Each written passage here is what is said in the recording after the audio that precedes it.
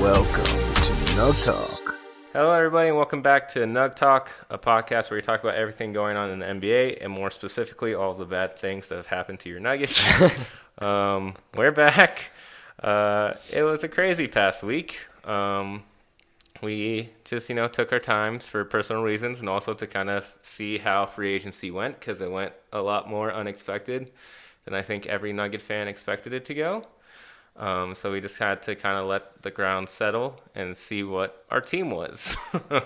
But before that, we'll talk about kind of the basic news that's going on and everything like that. So with that, we'll start off with Phil. What do you think about just Tatum, Mitchell, and Fox getting their extensions? They all got maxed out. I think they all got like $125 million for 5 years. What do you think about those guys getting their extensions? Were they deserved? Do you feel good for them? All this stuff. I think they're all deserved. They're all good upcoming players. Like Mitchell and Tatum are already all-stars. Tatum made the all-star game last year, didn't he? Yeah. So they're already all-stars. And Fox, he's on a bad team in the West, so it's gonna be tough for him to make an all-star game. But I think he's also had a very hard position to make it. Exactly. And he's a great player, and I think it's well deserved as well for him. Yeah, I think all of them deserve it. I think Mitchell was the only one where I was like, well, I mean, Fox is the worst of the three, but he was obviously going to get maxed out because he's their best player. Mm-hmm. They have no other good player. I mean, they have Hield, but they don't use him.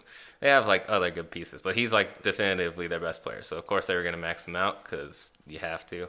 But Mitchell was the only one where it was, like, because they also had the option to extend Gobert, and I assume, like, before the playoffs started, they probably would have gave Gobert a contract first and then Mitchell, but now with how it changed because of Mitchell's performance, he got the extension that he definitely deserves. He showed his talent, and he showed that he can capitalize on it. So I think his was deserving, and Tatum's was a no-brainer. He's literally been the best. He was the best pick out of his class by far, and that's not even a close debate. So he deserved it for sure. The interesting thing is with their deals that no other rookies have had up to this point that was kind of new, at least for Mitchell and Tatum. I know this is the case. I don't know about De'Aaron Fox. After the third year, they can opt out of their contracts. And that's not a thing that we gave to Jamal or Jokic. They're solidly in there for all 5 years. It's kind of crazy. Which is interesting because if they can opt out after a third year, I think Donovan Mitchell is gone after 3 years in Utah. I could see that.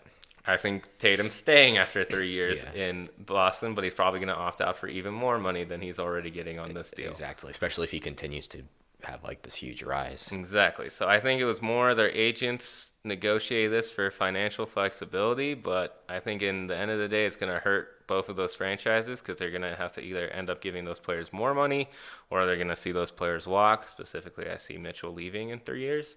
I literally don't see them. They improved this offseason, but not that much to the point where I'm like, they're a huge contender and they're going to do a lot. Yeah, I mean, I would not mind if he left. I guess it depends on where he goes, but yeah. I mean, this all depends on if they do bad, but I don't think Utah's going to end up doing that well these next 3 years. Yeah.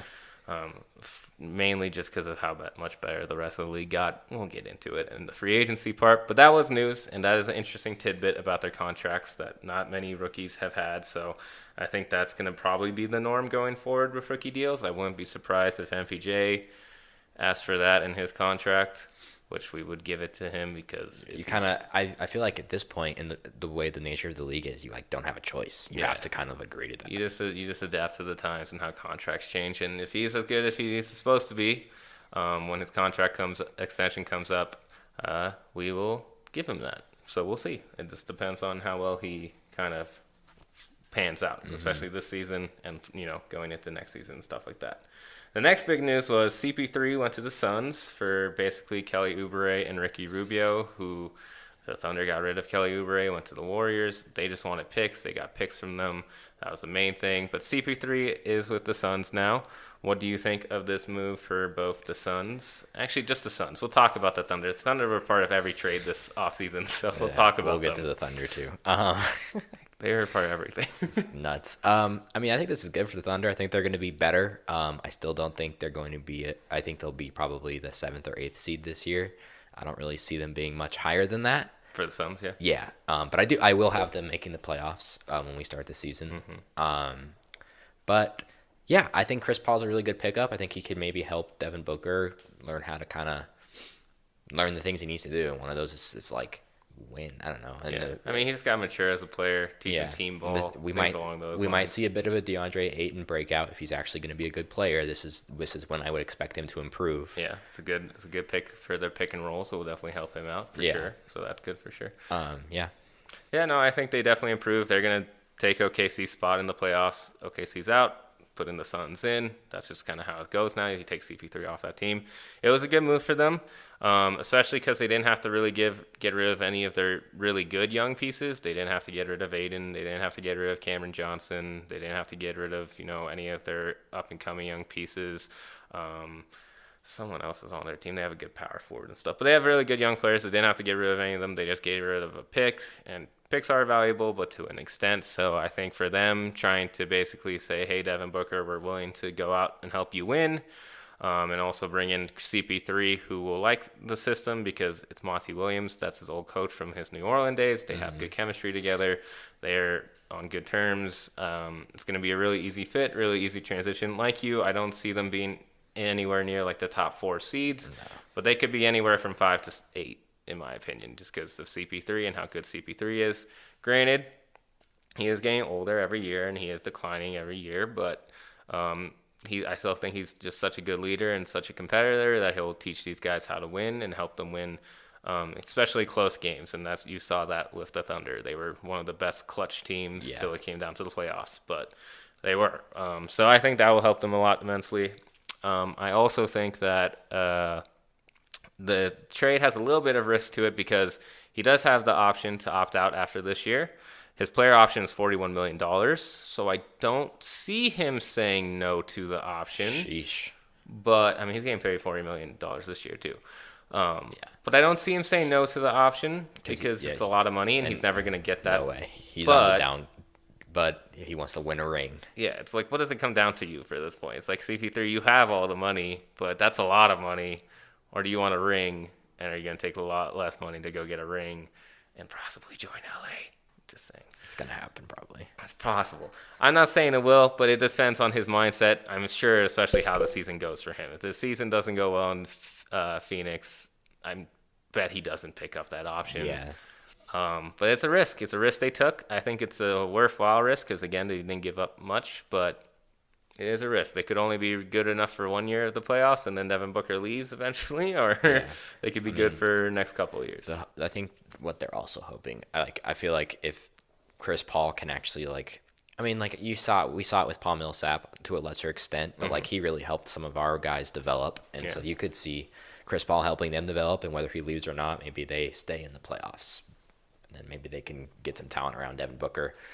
Seems unlikely that he stays, but yeah, I mean, he still has a while in his contract, but I mean, I give them, credit for actually being a good franchise and trying to help out their young star instead of just wasting their career.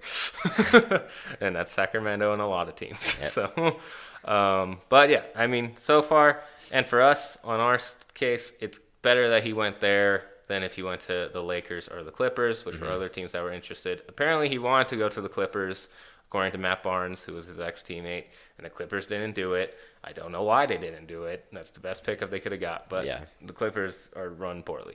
They really are.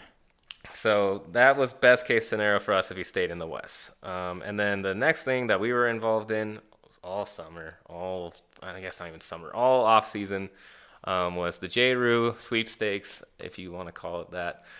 He went to Milwaukee in a big ass trade that ended up including our trade for RJ somehow. It turned into a 4-team trade. But the main thing is that he went to Milwaukee. So what do you think about us not getting him? What do you think about him going to Milwaukee? All these things. Milwaukee is trying really hard to pretend that they want to keep Giannis, that they're trying to keep Giannis. They're giving up a lot of shit, but they're not doing what Giannis wants them to do. Just say that. And a theme of this offseason for me is what's the end game, I guess is what I mean, because I would not have overpaid for the way the Bucks overpaid for Drew Holiday. They gave him pretty much They gave him like 5 draft picks. Exactly. They gave him almost like an Anthony Davis haul for a player that's never made an All-Star game. He has made one. Oh, he's made one. He's made one All-Star game, yes. He is a really good player, great two-way player. He's not worth what we would have given up, especially considering how well the Nuggets have been drafting. Yeah, I agree with you. I think it was like for Milwaukee, it makes sense. You're trying to keep Giannis. You do everything you can do, even making off-season trades before you can with Bogdan. That got canceled, and apparently Giannis is not happy about that.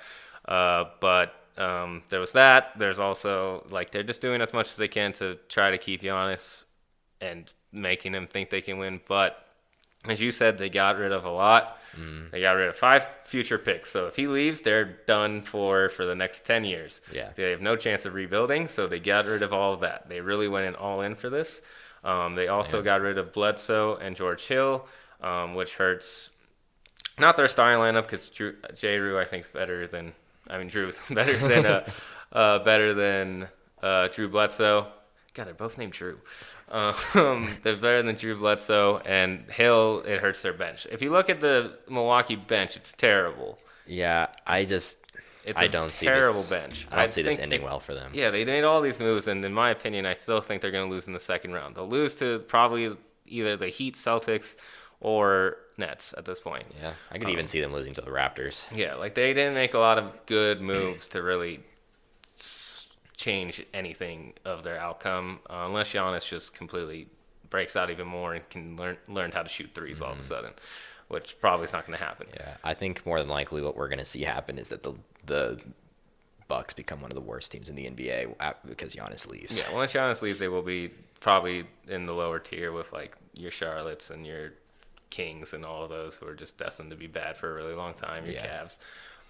But like for our case, I'm glad we didn't trade for him because it would have probably took Gary, Will, Bol, and MPJ or like a pick. Yeah. Like they were asking for a lot. They were. And at that point, it's just not worth it. Like again. Yeah, we don't want to make them better too. Yeah, and again, like it comes back to what you said, and this is probably going to get reiterated a lot in the podcast. It's like, what are you really going for? Like, most teams aren't really favors to win right now unless you're named the Nets or the Lakers. And even then, it's not going to be the Nets. So. Yeah, and even then, it changed even more than it has from the point that Drew Holiday got traded.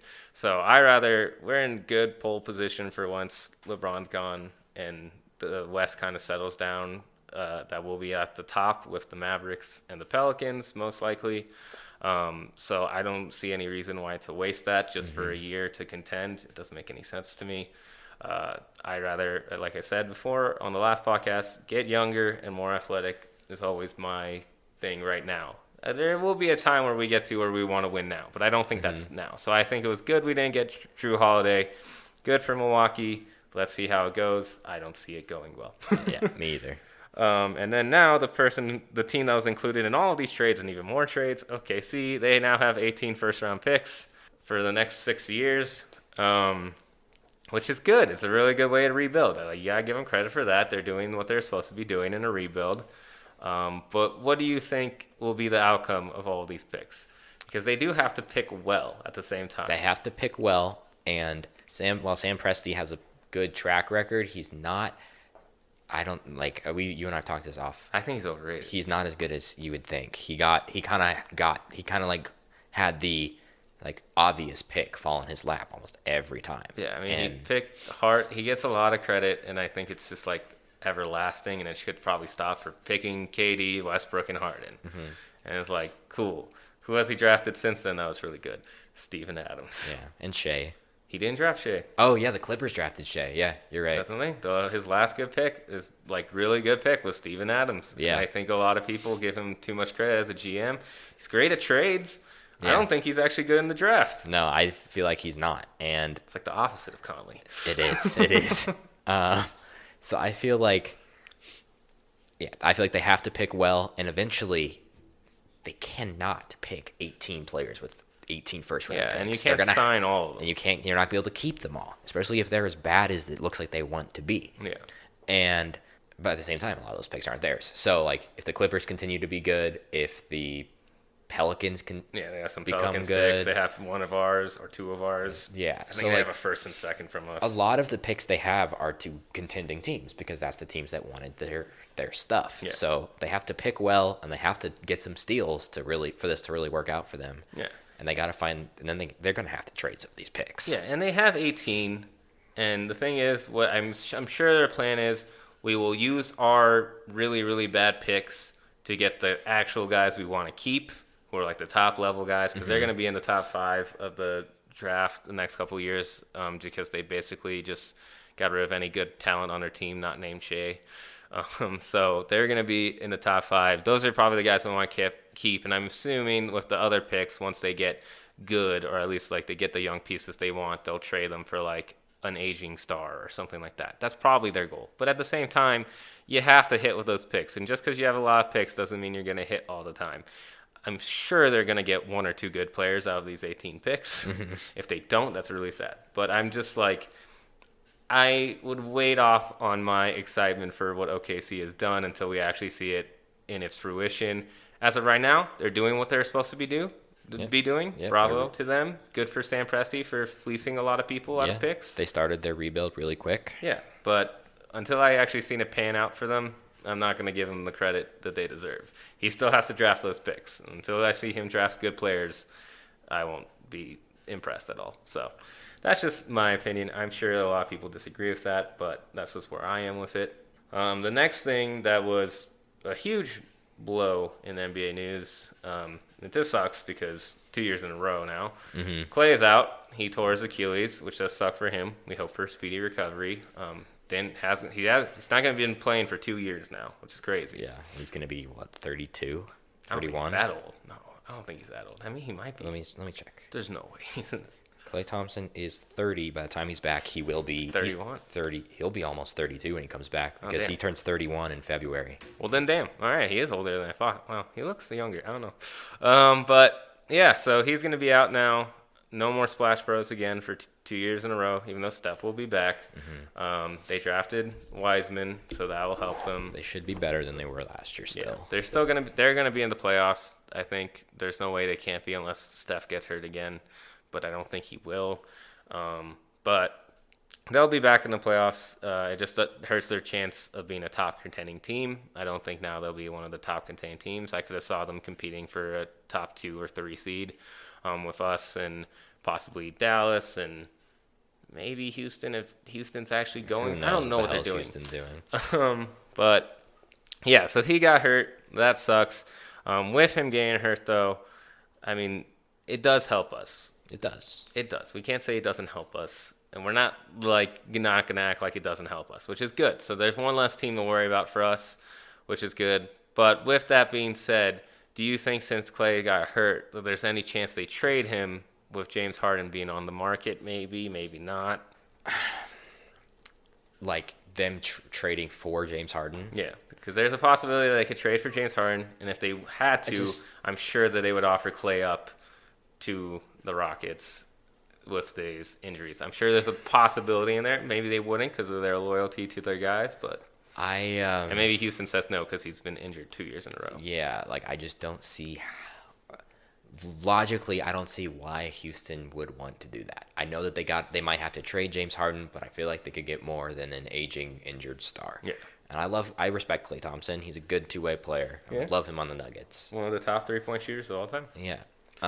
But it just doesn't really seem like something the Rockets would want to do unless they were like, let's reboot. Let's trade Westbrook. Let's trade Harden for Klay Thompson. Get a good pick in this season, and then build around this guy and Klay Thompson. But again, Klay Thompson wouldn't meet their timeline at that point. Yeah. So it doesn't make sense for me for them to do that. That being said, if they did that, I would be pretty terrified of the Warriors. Yeah, that's the only possibility right now where for me it's like that's really terrifying. There's another one that we'll talk about later. But that one's like one of the top terrifying scenarios for the Nuggets if somehow the Warriors get to fleece James Harden out of Golden State, because I think that's the only place you could send James Harden where he would buy into a ball movement offense because he respects all of the guys on that team and he's lost to it so many times. So I think that's the only place that you could send James Harden where he would actually change his ways as a player, especially on the offensive side. But that's worst case scenario. But Clay is out. That's sad and unfortunate. It does help the Nuggets. We're not going to act like it doesn't.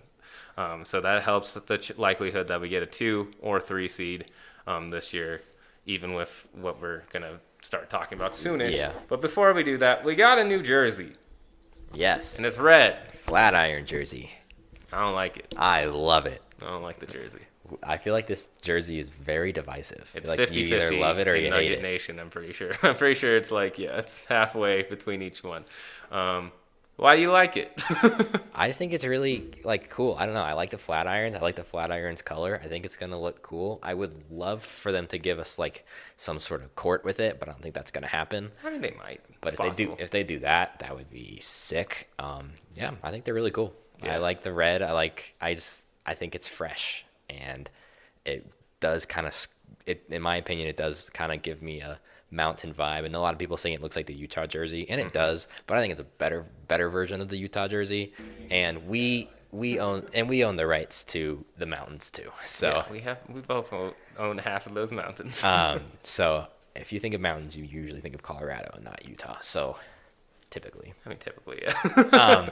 But yeah, I like them. I'm gonna buy one.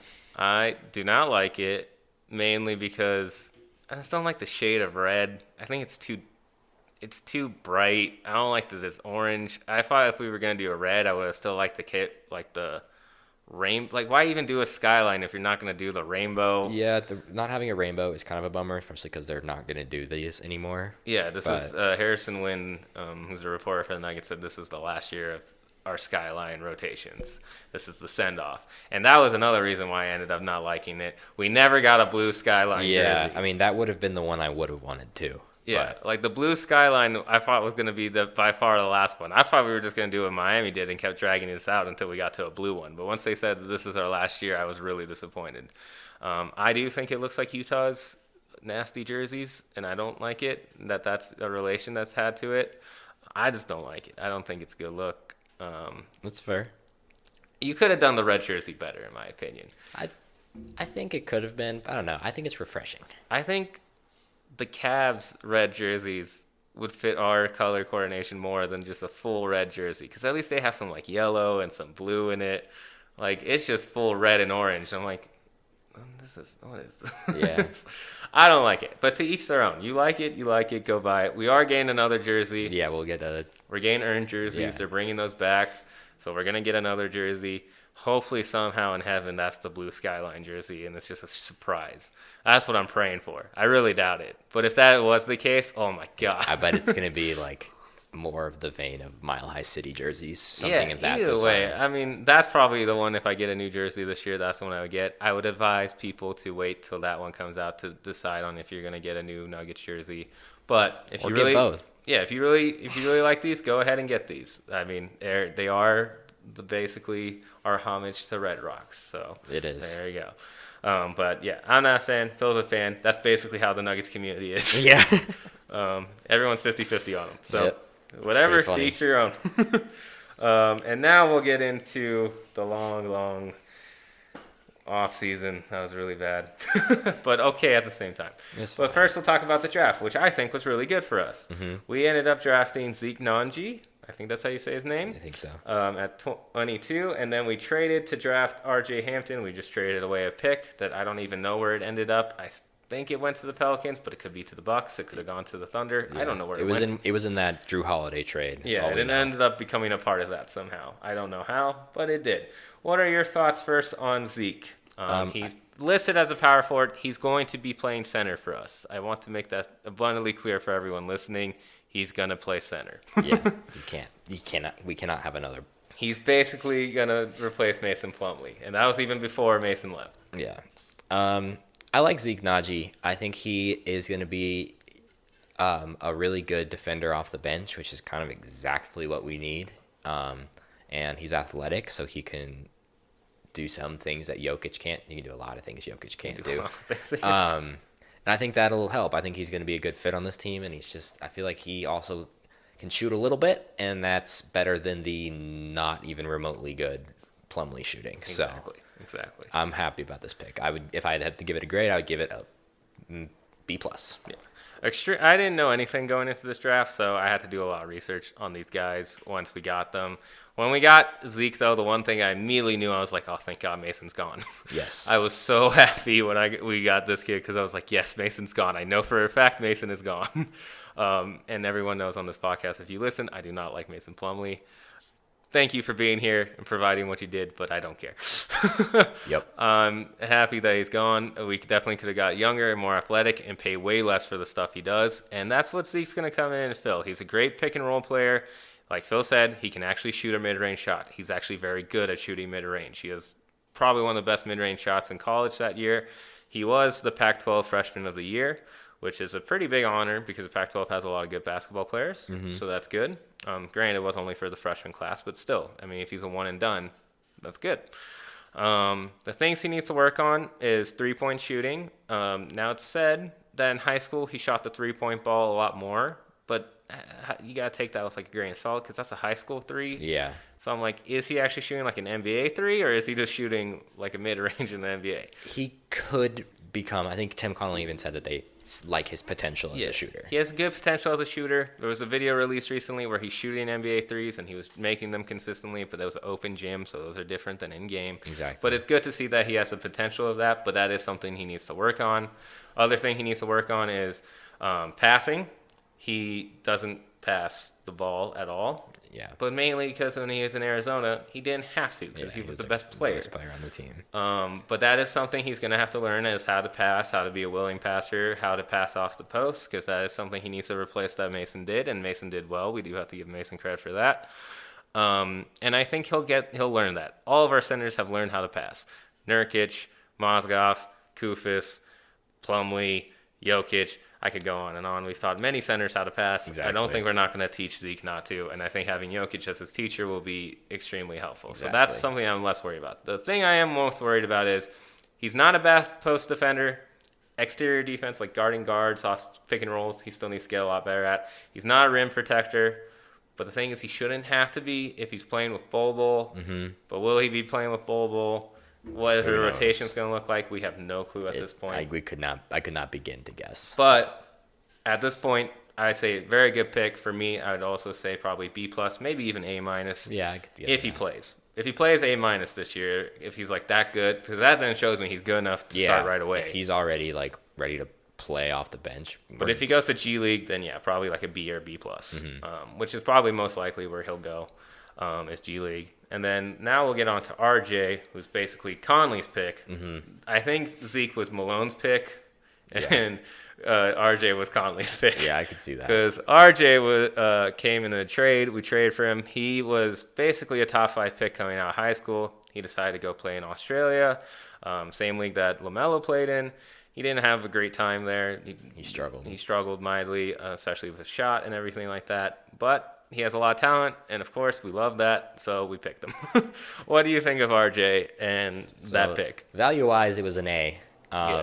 He could be a very good player, especially for where we got him.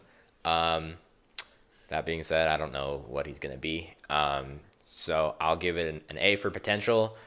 And if he's not going to help the team this year, he's not going to touch the court. I don't think he'll play for the team this year. Yeah, I'm going to give it an incomplete for this year. Yeah, I mean, I like the pick because again, value's there, and we didn't get rid of a lot to get him. If he pans out, that's amazing. If he doesn't, we literally lost a pick that we probably weren't. It's not even going to be that good next year, and we probably couldn't get a better value guy next year at that level compared to what we could get from RJ right now. Exactly. So I like the pick for that reason. But things he needs to get better at, there's a lot.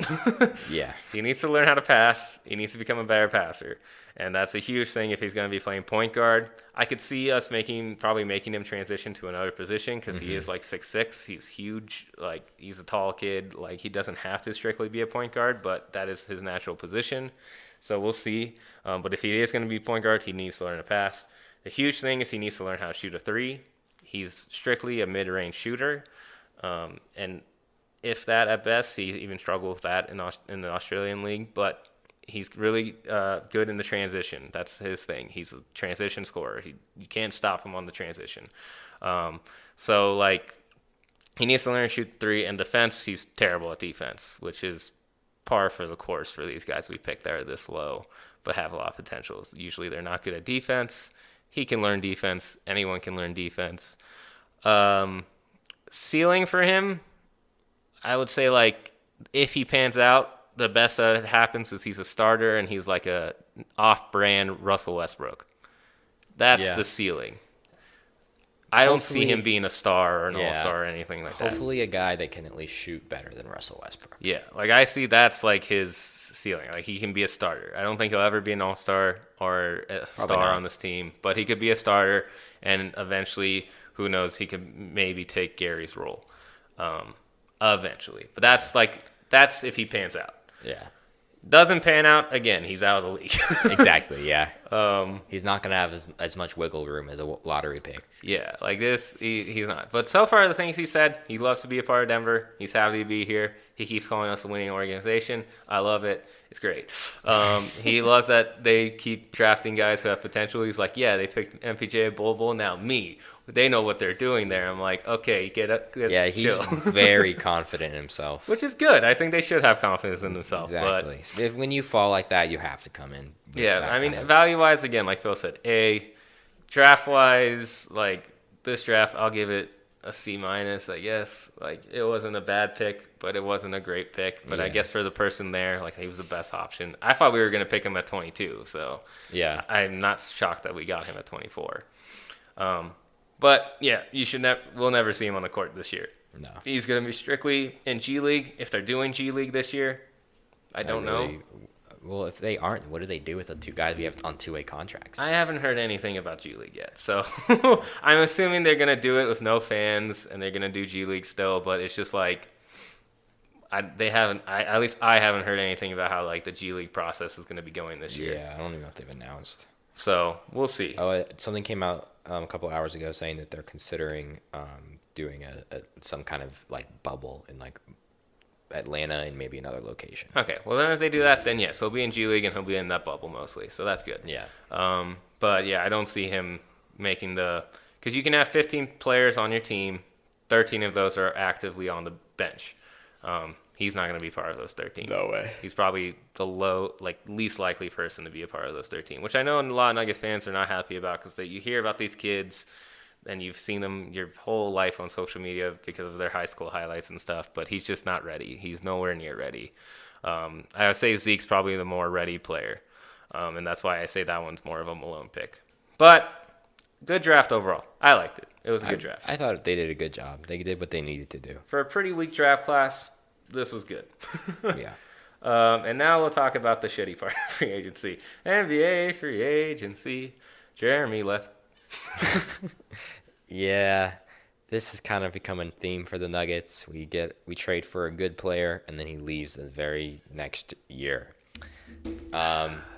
Just why? It sucks because Jeremy Grant really fit this team well. He's a good defender. Guarded Kawhi. Huge part of that Clipper series was him. Yeah. It sucks. That being said, I don't want to pay $60 million for a player who will never make an All-Star game. Yeah, I guess we should get into the contract. So I'm ready to dive into the contract. It was going well. Free agency was paying out well for us. It seemed like all the teams that were interested in Jeremy were out of it. The Mavs were out of it. The Suns were out of it. Supposedly, the Pistons were out of it because they signed.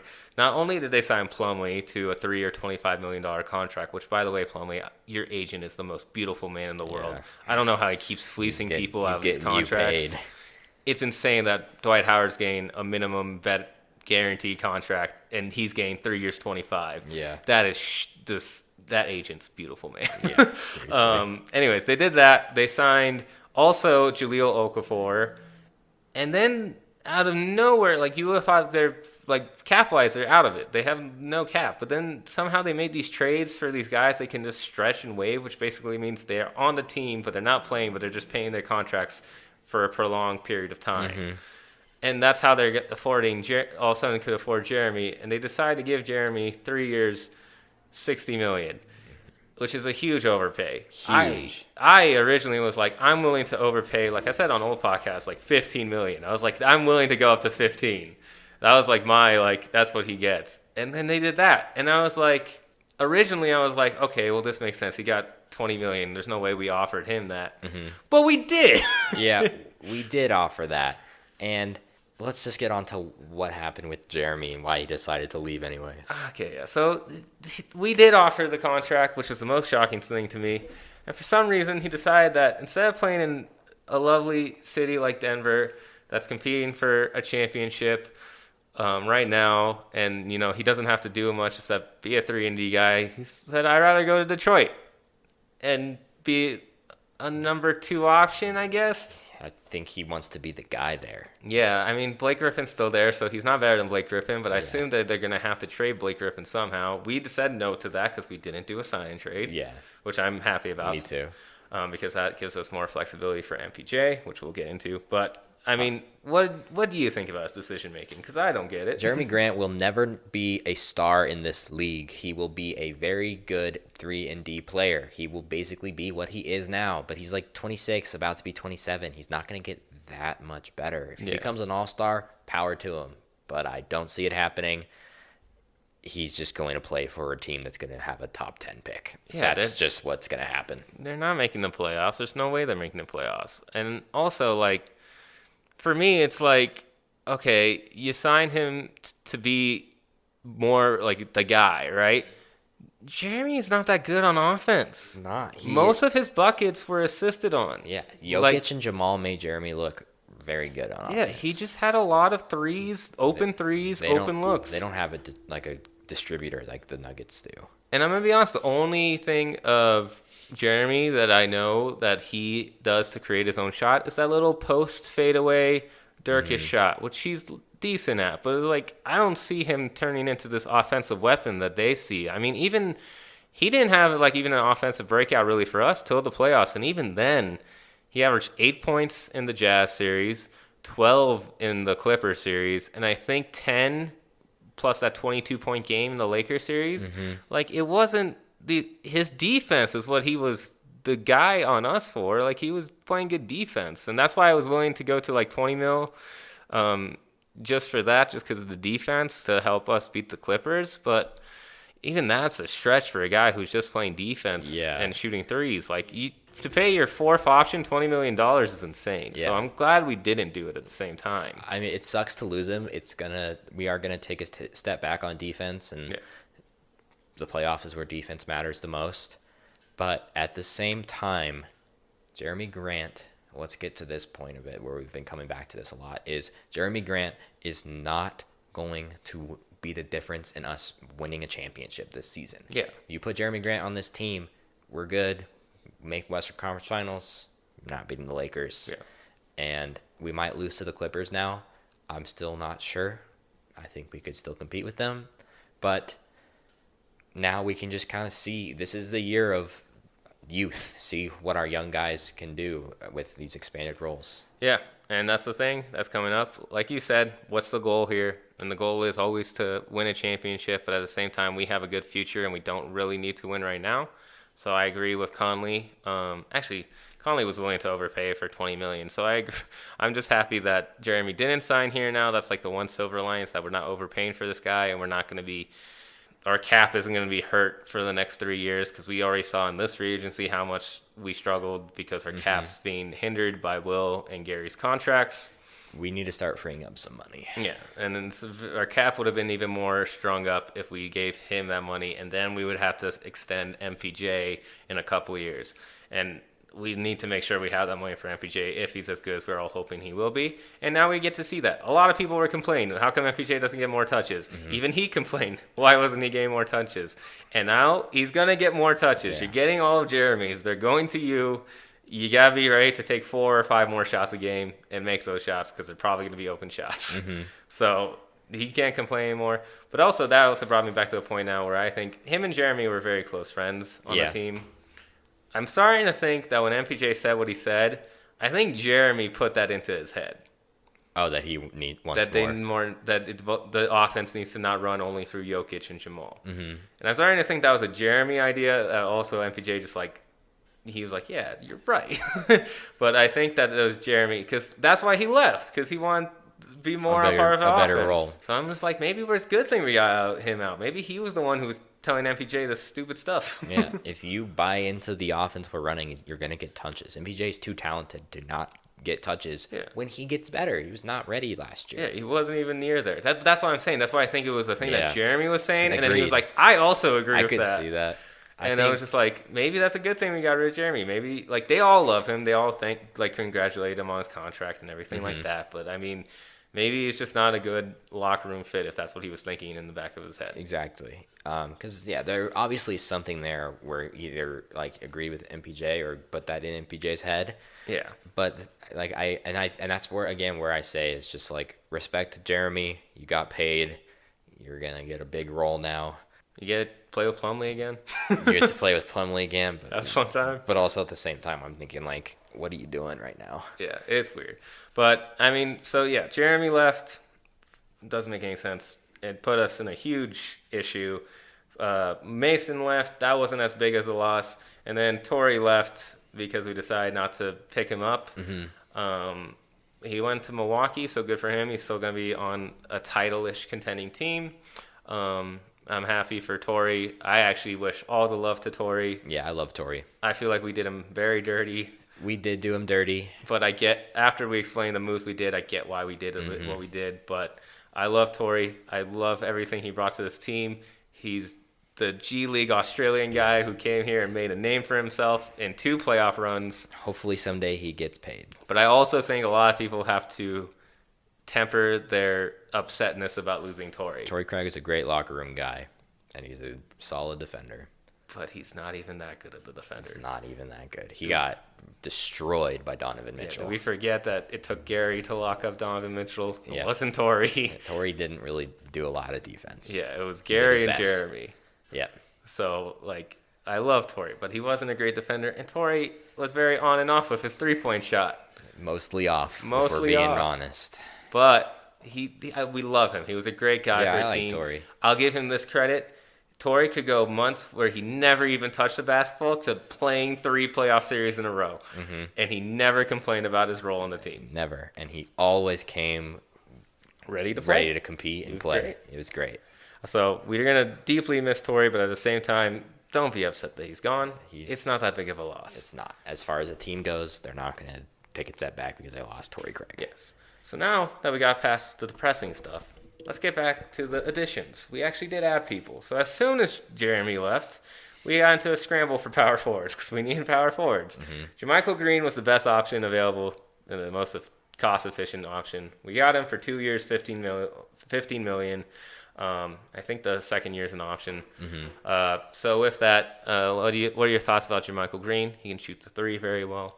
I like it. I think he's a solid defender. I think he's a better offensive player than Jeremy Grant. I mean, he's definitely, I think, more consistent 3-point shooter for sure. And I think it's gonna be a good fit. And I think he's gonna, and also he bolsters our bench because I don't think he's gonna start. No, he's not starting. At the time we signed him, he would have. Yeah, at the time we signed him, he would have started. But next signing changed that. But I like the pickup. It was a good bounce back from losing Jeremy Grant. Yeah, I mean, I wanted him this offseason, but I always wanted him for the backup role. I want him to be Jeremy's backup. Mm-hmm. He would have been perfect backup for Jeremy. And then Jeremy snaked us. So we had to go get a guy. He's more cost efficient. 2 years, $15 million is great. My only concern is he didn't play a lot with the Clippers the last couple of years, and now he's going to go into getting a lot more minutes than he was getting. So hopefully he can do that. But career-wise, he shoots 37% from 3. Great. That's awesome. I also consider him a nugget killer, so it's cool that we have him. Yeah. And the thing is, too, with him, he's not going to be able to guard Kawhi, but he is better interior defensive guy. He's still good at defense. He's just not going to be able to guard Kawhi like Jeremy did. Mm-hmm. So don't expect that out of him. He's not going to be able to do that. But he is going to help on defense in the interior. So like when we go into the backups, he'll be there. I think he'll replace a lot of Mason's defense, but even better. That's how I would explain. Because he's not a rim protector, but he plays good defense. And I think he'll basically do that, but just taking Mason's role in defense as the captain for that backup. But I like the pick. I would have preferred he was Jeremy's backup, but he's not. He's Paul's because we re-signed Paul. Mm-hmm. And I have to give Paul a huge thank you. Paul, thank you for not going to all the other teams that wanted you and were willing to pay you way more money than us. Yeah, I love you, Paul Millsap. You're a very nice person. I'm sorry for the mean things we said.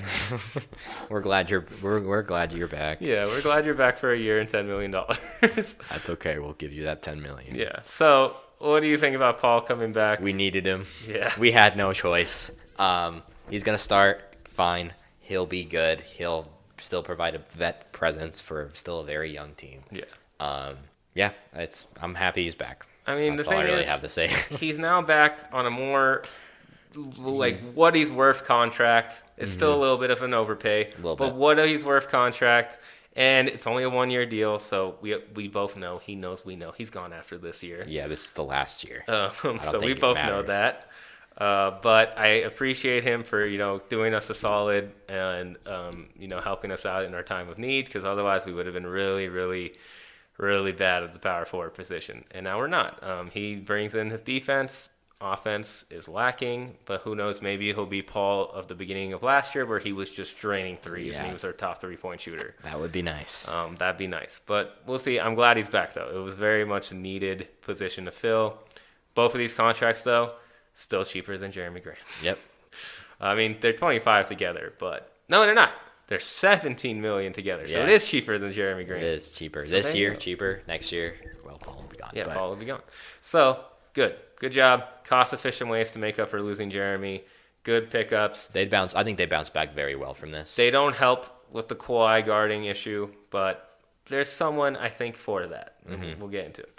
The next pickup that we actually did before these two guys, and we did like right off the bat, was I don't know how to say his first name. I'm just gonna say Campazzo. Yeah, Campazzo.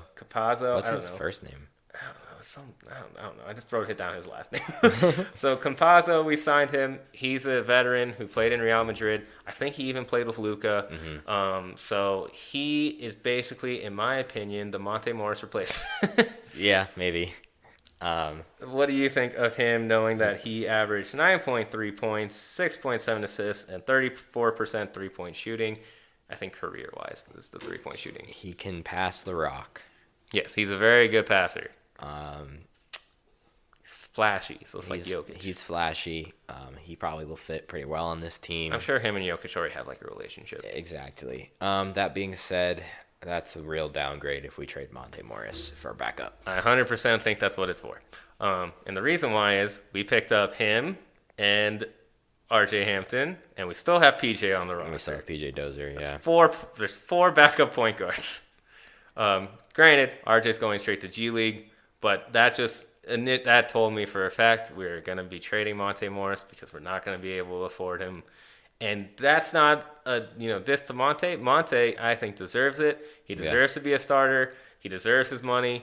Go get it. Yeah, Monte is going to get paid by a team. Hopefully it's a team that's not in the Northwest Division. Yeah, just go out to the East, please.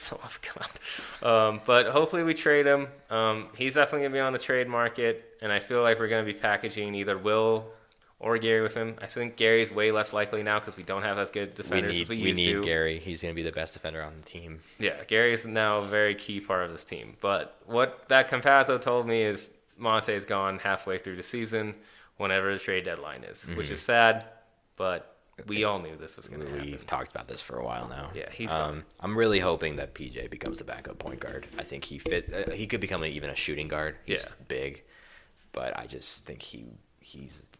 Yeah, and he's also way younger. Campazzo's like, 31? He's 29, I think, or okay. 30. He's probably going to be 30 going into this year. Yeah. So that's why, again, I'm saying RJ is going to go into the G League because, you don't sign this guy not to put him on the active roster. Yeah. This is not a guy you sign and you go like, hey, we're going to help make you into a good player. No, he's coming into play. He wants now. He came to play in the NBA, and he'll probably be in the rotation. Yeah, he's gonna be on the bench. He'll be on the bench. Trust me. He might not play a lot at the beginning of the season when we have Monte, but once Monte's gone, and if we don't get a good point guard back in that trade, he's our backup point guard. So get used to him. And I don't think it's a bad pickup. I think it's a good pickup, but Barcelona League is way different than NBA, so we'll see how he transitions. But I think the fact that he is an exceptional passer just fits the team really well. It's not like he has to go out and score. So Good pickup overall, I think. Especially because I don't know his contract yet, but it seems like it's only a 2-year deal. And it's probably pretty cheap. It's like 2 years, $4 million. Yeah, or something. so it's a good deal. I think it's a good pickup internationally. Give a guy a chance, and we usually do well with our international players. So I like it. The next pickup we have is Greg Whittington. Yeah, Whittington. So he comes from the Turkish league. He was there, and he just averaged 12.5 points, 6.4 rebounds, and he shot 48% from three. But this is the Turkish three-point line, so it's more like the college three-point line. Yeah. It's a little bit shorter. So don't expect him to shoot 48% coming here. But what are your thoughts on this guy who's mainly a 3-and-D guy?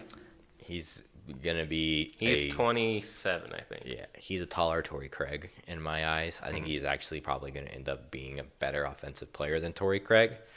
And he provides more versatility. Yeah. He can defend 2 through 4, maybe 5, depending on who it is. Depending on the 5, yeah. He could probably even guard a 1 as well. Yeah, that's his key. That's his thing. He plays really good defense. That's the main thing with this guy is he's an extremely good defender. I really like this pickup. I don't know if he's gonna. I feel like you would say that he's not gonna make the rotation, but Malone loves his defense, so I feel like he's gonna crack the rotation pretty quickly on.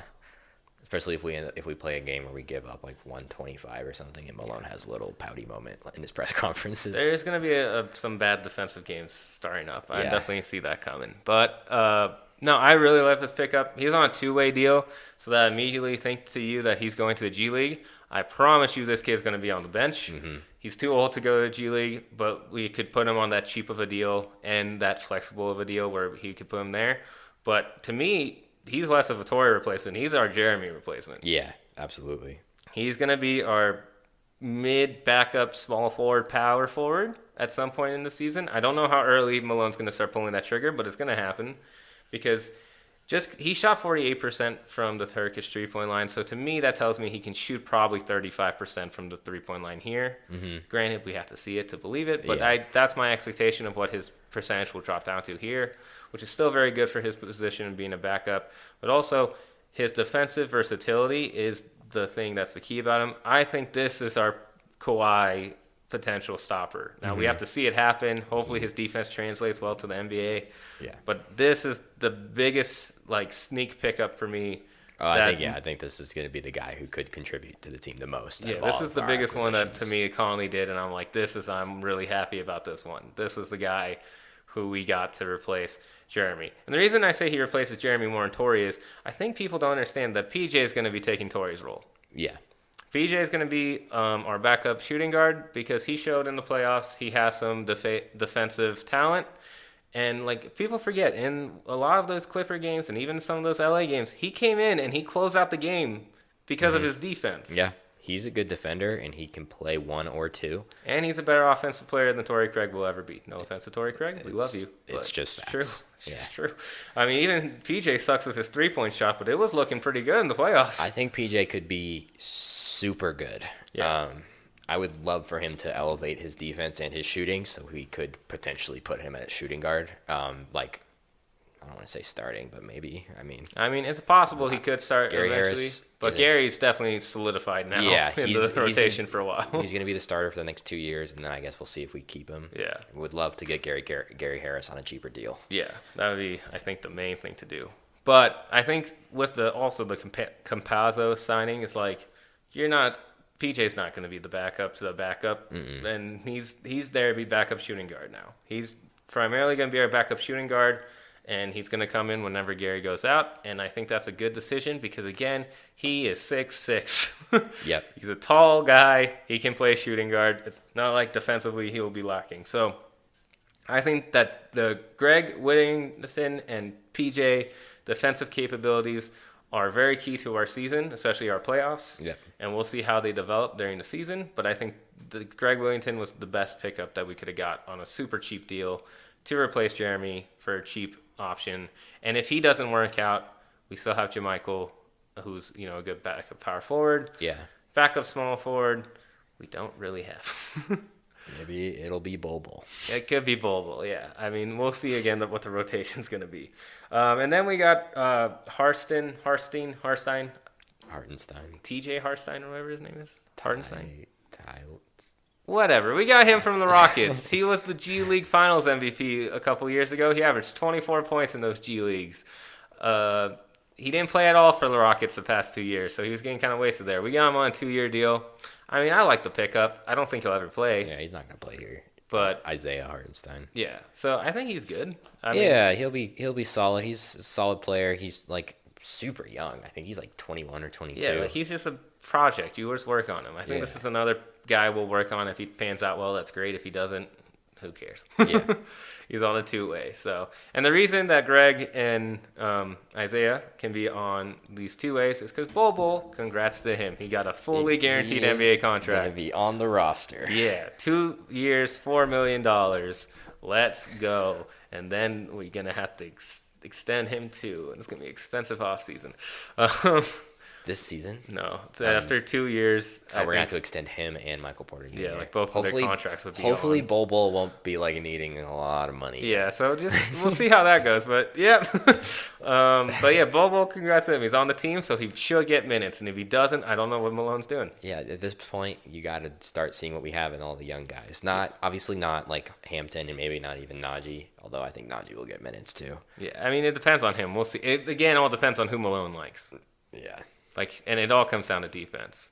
So it might be Najee. It might be Najee. It might be Bol has potential as a defender. He just got to get way better. Exactly. So that's the thing. Also, I mean, you have to consider like front office push and stuff like that. Like who does Conley want? Things like that. Because I feel like they have a good open relationship where Malone and him talk a lot. I feel like you would think Porter Jr. starts this year. Yes, I think for a fact he will start. It would be really sad if he doesn't. If he doesn't, then what are we doing? Why? But granted, we could maybe be doing some weird 4D chess thing to start Barton and get his value high to help with the Monte trade. I don't think we'll do that. I hope not. Will Barton could be like a 6-man candidate. Yeah, he'll be a 6-man candidate, but I mean, he's definitely going to be included in any Monte trade. I'll already tell you that. We need to get his contract off. Yeah, we do. It's like $13 million for a guy we don't even really need. So we'll see how that goes. But with all the moves we made, it doesn't matter because the Lakers got so much better. Yep. The Clippers got so much worse. Yeah. The Rockets are whatever they're doing. The Blazers got better. That's the only other team in the West that got better. So they won't be an 8th seed at this time. They'll actually be a pretty high, like low tier seed, I think, because they got like 5 or 6. Yeah, because they got basically their squad they had when they made the Western Conference Finals. They got Canner back. They replaced Ariza with Covington, and they got Ronnie Hood back from injury. They re-signed him, so they'll be better. But other than that, Lakers are the only team that got better in the Western Conference this year, and they got a lot better. With they added Marc Gasol, they added Montrezl Harrell, they added Schroeder and Wes Matthews. So yeah, it doesn't matter that we lost. It's pretty much over. I will say this: I think Jokic is going to now pretty much like eat in that series. I mean, Marc Gasol is still. Marc Gasol is going to be a good defender, but like Dwight Howard caused a lot of issues. Yeah, like Montrez is definitely he gets smoked by Jokic. Yeah, he does. So like that, but that's the only really position that Montrez does bad in. And I think it's so crazy to me that Jokic torched him so hard that he went from being like this guy who was going to get a max deal and being like a top starter in the league to being a bench role on the Lakers for 2 years, $17 million. That's how much Jokic destroyed this man's career. He did. In one playoff series. He really torched him. And I think it's crazy because it's so like the Clippers didn't want him back. He came out and said the Clippers did not want me back. Which is like, why? What are you doing? But they got so much better. They just got a former defensive player of the year, Marc Gasol, who is old, but he's still going to play good defense. Yeah, he spaces the floor. I bet he starts. Yeah, he's going to start. Wes is a very good defender. Then they got 2 6-man of the year candidates. Actually, the 6-man of the year candidate and the third place 6-man of the year candidate to bolster their bench. They got rid of Danny Green. They just got so much better. And apparently they're not even done because AD is waiting to sign his contract to see what Giannis does with his extension. Apparently if Giannis doesn't sign his extension, AD is going to take a 1-1. So then him and LeBron can make it so that Giannis can join the Lakers next year. And if that happens, that's worst case scenario for us and we're screwed. If that happens, I'll be salty. So The only thing that happened this year was a lot of pain for the Nuggets. Yeah, but they're gonna be fine. We'll be fine. That'll still be a fun year to enjoy. There's a few things that would put a hitch in our plans to be a championship team in the future, and one of those would be Giannis moving to the Western Conference. Yeah. Other than that, we just got to compete and be better than the Mavericks and Pelicans. Yeah, at this point, I just say enjoy the process of these guys getting better. I'm expecting Jamal to come back consistent as he was in the playoffs. Again, be like a 23 to 25, hopefully, point per game guy. We finally get to let MPJ grow. We're going to see that. You guys have been asking him for it for a long time. It's going to happen, all right? So he's be happy for it. He's going to get a lot of minutes. And if he does bad in certain games, don't start calling the Wolves out for him. You asked for this, all right? Yeah, it's not going to look great immediately. Yeah, all right? So especially because he didn't get an off-season. He didn't get a real off-season. This is like 2 months, and they're already going to play. It's like, yeah, I guess it's been like 2 months. Yeah. He's going to get like 2-3 months, and they're just already going back. Who knows if we'll see Bobo and stuff and things like that. But just enjoy this year. We're playing for the future, not currently, because we have no chance currently. No team really does. Yeah. But as we talked about, we don't know what the 13-man rotation is going to be because you get 15 on a team, but you get 13 on the bench. I came up with what I think it will be, but there's no clue if this will be it. Yeah. So obviously we got our 5, which is Jamal, Gary, Paul, MPJ, and Jokic. Mm-hmm. That's the 5. That's for sure. Then you got Monte, who's also for sure. You got Will, who's also for sure. That gets us to 7. Jamichael gets us to 8. Mm-hmm. PJ gets us to 9. Bobo gets us to 10. Campasso gets us to 11. And then this is the last 2 where I think it's going to be Zeke and Whittington. Mm-hmm. I think that'll be our 13-man players, like who are on the actual team, who are traveling throughout the games. And like position-wise, that fits. Yeah, I think that's what it will be. I'm not positive, but that's going to be the 13-man rotation. It's obviously worse, we know. But it's what it is at this point. Yeah. It's still not that bad. I still have expectations to make a second round. Mm-hmm. That's about it. Depending on who we play, if it somehow shakes out where the Clippers and Lakers play in the second round, then cool. Yeah. Like if we somehow played the Mavericks in the second round, I would like that matchup. Even though like Luka, it'd be tough. Luka's great, but we got a guy who Gary can guard him. We've seen Gary can shut him down. I think Gary can guard Luka. And I think that's a series we could win. I think, especially now. I mean, did they pick up anybody? They picked up some people, but they also traded away Steph Curry. They didn't get that much better. Okay. I think they're also trying to get Giannis. Yeah. So they didn't make a lot of trades to keep the cap available for Giannis. We are pretty much already, like, obviously we're not getting Giannis, but I don't even think we could afford him. Yeah, no, our cap situation's really messed up right now because we got to get rid of Will and Gary. Those contracts are bad contracts now. They're too much and for too little production. And that's what hurt us this time. That's why we could only get Jamichael. A lot of people were like, why didn't we get Christian Wood? We couldn't get Christian Wood. We couldn't afford him.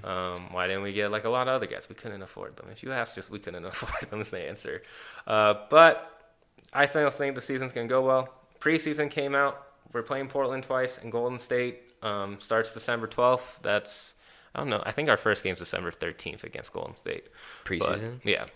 And then it'll end around like the 18th. And then, as you know, season starts on December 22nd. Have they released our schedule yet or not? No, they haven't released the schedules yet. So we'll see. I'm assuming that's going to be announced in like 5-ish days, something like that. Yeah. We'll probably do an episode on the schedule where we think we're going to be, things we expect from the guys to improve on like we did last year. So be on the lookout for that episode at some point. But with the preseason games, I mean, these actually matter now. Whereas last year's and the years before, I don't think they were really that important. Mm-hmm. These ones are big preseason games, mainly because shortened season, shortened off season, and also this is the first time, and I think this is a lot of reason why Nuggets fans are like freaking out. This is the first season our team changed in like 5 years. Yeah, it's gonna look different. It's like massively different. Like this is the first time there's not that consistency of seeing certain guys, and you're like, whoa, this is not good. Mm-hmm. So, I mean, it is what it is. I'm excited for the season. Bad off season overall, though. I mean, we rebounded well, but wasn't the preferable off season. We're probably gonna take a step back, but yeah. But I think overall, good off season in parts, and we'll just see how the season goes. We'll be back for the schedule release and basically our predictions or like what we want to see from guys this upcoming season, and we'll see you guys then. Go Nuggets.